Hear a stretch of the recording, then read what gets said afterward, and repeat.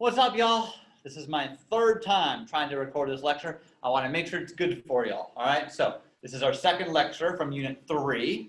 Unit 3 is about sensation and perception. So we're going to spend a couple classes talking about vision, the eye, color, depth, etc.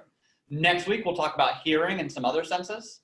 And in the following week, we'll talk about illusions and subliminal messaging as we talk about perception, okay? Today's class is about the eyeball and vision, okay? We're going to talk about the process by which we see things and then what's happening in the brain. We're also going to be drawing and labeling the eyeball today. Okay, so if you want to get some construction paper or some copy paper, some colored pencils, some markers, we'll do some coloring and some drawing today. Okay, so the first thing I want you to write down, I actually want you to put a star by this T word, transduction. Transduction.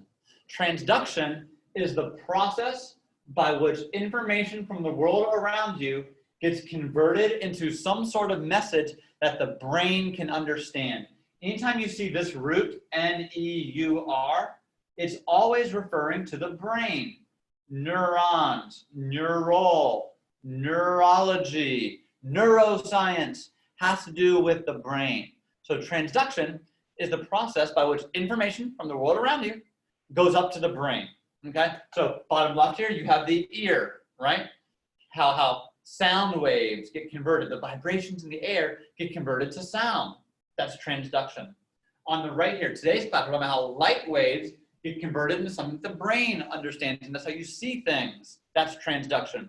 You have transduction for pain and smell and touch and taste.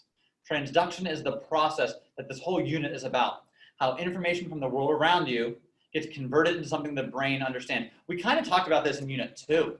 We talked about how there are these afferent neurons. It's like when you see something, afferent neurons go up to the brain. And I talked about how afferent neurons, they exit the brain and they tell your body how to respond. So transduction is what's actually happening once the information gets to the brain. How is the information getting to the brain and what happens to it next? So today we're focusing on vision. Vision is probably the most important sense for humans, and the eye in particular, it's like the brain's camera. It takes in light waves bouncing off of objects and converts them into something meaningful in your mind, okay? So the reason why we see different colors is because of the wavelength, the frequency of those light waves. So the reason why, for example, you see my mask as blue, or why you see this longhorn as orange, it's because light reflecting off of my shirt or off of this mask, that light has a particular property, particular length, a particular frequency, and that frequency determines the color that you see in your mind, okay? There's no such thing as color. We talked about this in class with the dress, right? Color is just in your mind, and the frequency determines what your mind sees. Now, there's another aspect of color, of vision. It's about how bright things are. The fancy word for that is how saturated, how full. I'm just writing the word bright here. How intense, okay? That's not about the wave's length. It's about the wave's height, okay? How much energy is in that light wave. Let me give you an example here. So on this chart, we have a lot of different colors. You probably can't really even see indigo or violet at the top, but these are short waves, and there's lots of them on the page. There's 6 indigo, 6 violet waves in this short distance, whereas down here, the red has a lower frequency because those waves are longer. There's only 3 waves here. The length of the wave determines what colors you see. And so to break it down for you, short wavelengths means higher frequencies. That's more your blue colors, whereas longer waves are redder colors. On the right here, we have tall waves that represent bright colors and short little waves that represent more dull, darker colors. So the property of the light waves determines what you see, okay? So the light waves go into your eye. I'm gonna ask y'all to draw the eyeball, okay? Your eye does not need to look fancy like this one. Here's how I would draw the eyeball. I like to start off by drawing a circle. Does not need to be pretty or perfect. And then I like to draw a little tail going off one end here. All right, so got the circle, got the tail. The tail represents this tail here. And then, it doesn't need to be perfect, you have 2 muscles that extend into the middle of the eyeball there, kind of towards the front of the eye. And then you have a football-shaped oval over here. If you want to be really intense, you can kind of show the fibers connecting from the football to those muscles.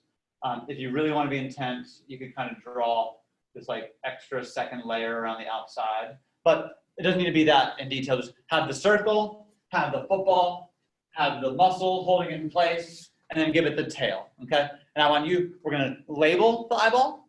I'm also gonna ask you somewhere on your paper to write down some of the definitions of these new vocabulary words. So first off, number one, the cornea. The cornea, C-O, cornea, that is so convenient because the cornea is the clear outer, C-O, covering, C-O, the clear outer covering of the eyeball, okay? If I touch my eye, I'm not actually touching my eyeball, I'm touching the cornea. I'm touching that clear outer covering of the eye. It's the very front, transparent part of the eyeball. It protects the eyeball from getting things in it, okay? So scratched cornea, not ideal, impacts your vision, but it can be fixed. It can repair itself or be repaired with surgery. Number two, the pupil is the opening right here between the two muscles that you drew, okay? The pupil, it's just an opening. It's where light goes in and out of the eyeball. The pupil is dark. It looks black, okay? So if you were to look at my eyes, all right, you can see my eyes are kind of green, but there's a little black spot right in the middle of the eyeball, okay? That is my pupil, okay? The colored part of your eye that gives it its color, that's called the iris. It's those muscles that you drew, extending down from the top and bottom of the eyeball. The iris is what gives the eye its color. So you can look at someone's eyes. If you say, wow, Mr. Jones, green eyes, well, you're saying that I have a green iris. That's what that looks like. Okay? Number four, probably the most important part that we've talked about so far. The lens is the football-shaped thing that changes, it adjusts, and the fancy word for that is it accommodates. We'll talk about that in a couple slides, to let light in so that the light waves land perfectly on the retina. So this back tissue, okay, that runs all through the back of the eyeball, the retina, and put a star by the retina. That's where transduction happens. That's where we have these light receptors. Photo means light. Photosynthesis is creating something from light. Photoreceptor is a cell that receives light. We have the rods. The rods are all along the retina, okay? So I'm actually gonna draw some R's in here. Rods, rods, rods. The rods are all throughout the retina. The rods are what allow you to see shapes.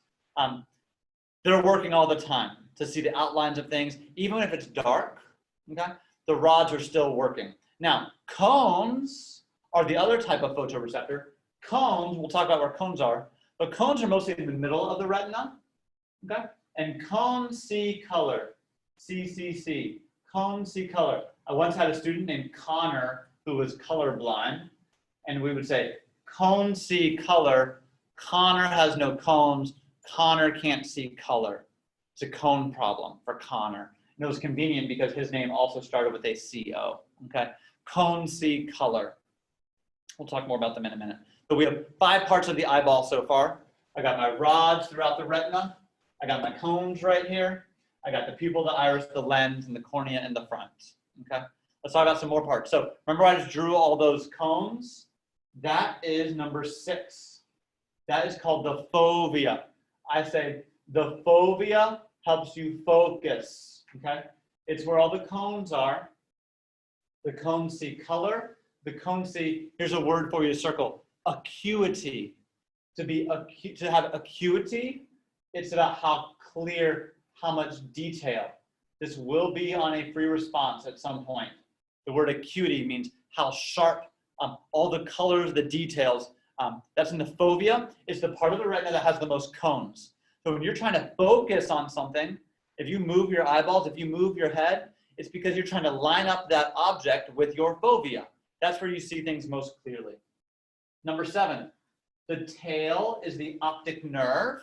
It's what communicates, it's what pulls those afferent neurons to the occipital lobe, to the visual cortex. Through the thalamus, of course. Everything goes through the thalamus, besides smell. Number 8, the blind spot, where the retina meets the optic nerve.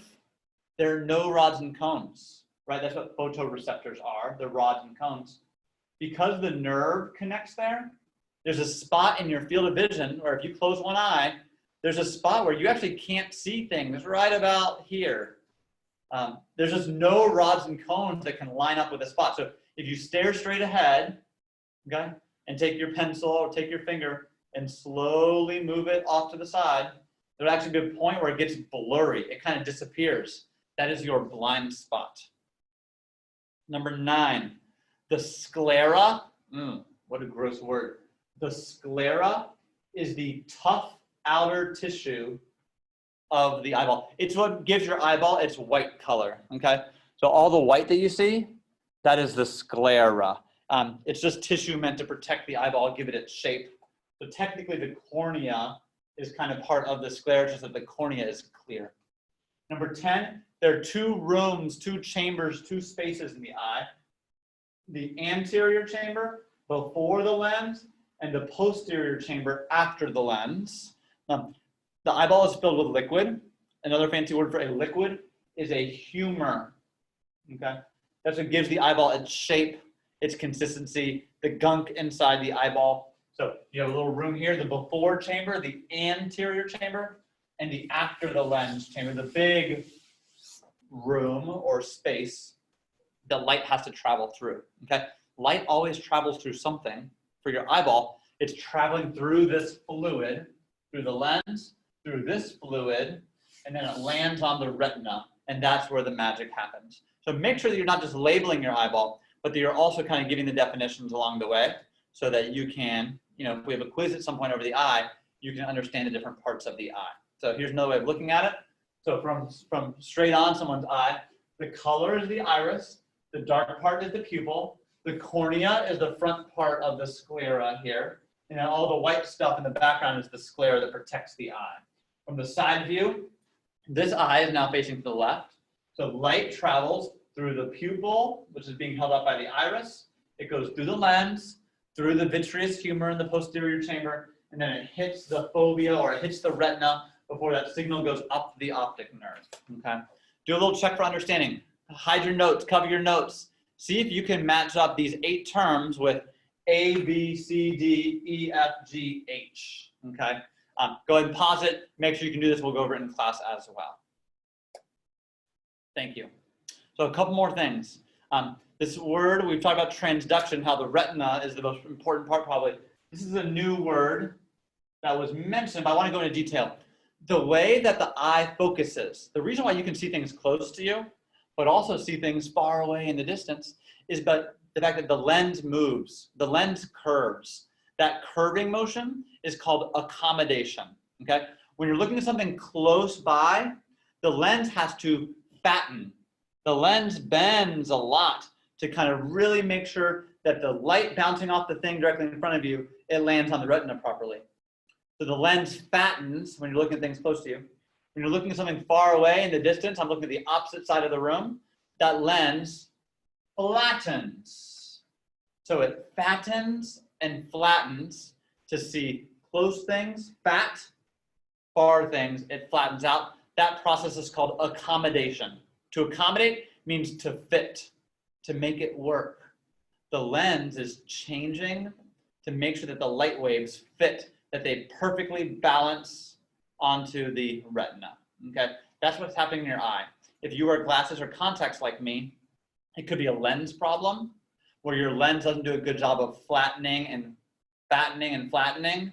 So your contact lenses or the glasses, they help get the light waves to land perfectly on the retina so that we can see more clearly, okay? And we'll talk tomorrow about some visual problems, things that can go wrong with your vision, okay?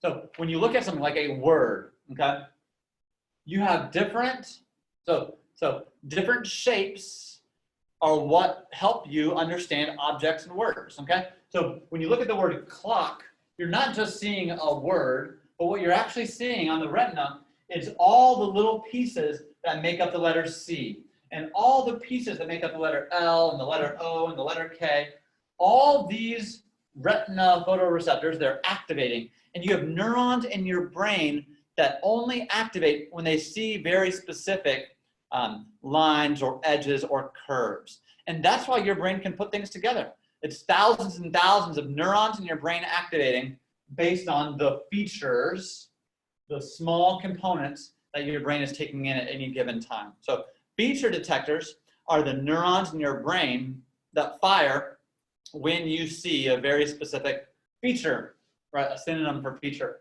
line, shape, angle, okay? And in class, we'll watch this video where the way they discovered these is they had a cat looking at some different shapes, and they had put a little electrode into its brain so they could measure which neurons were firing.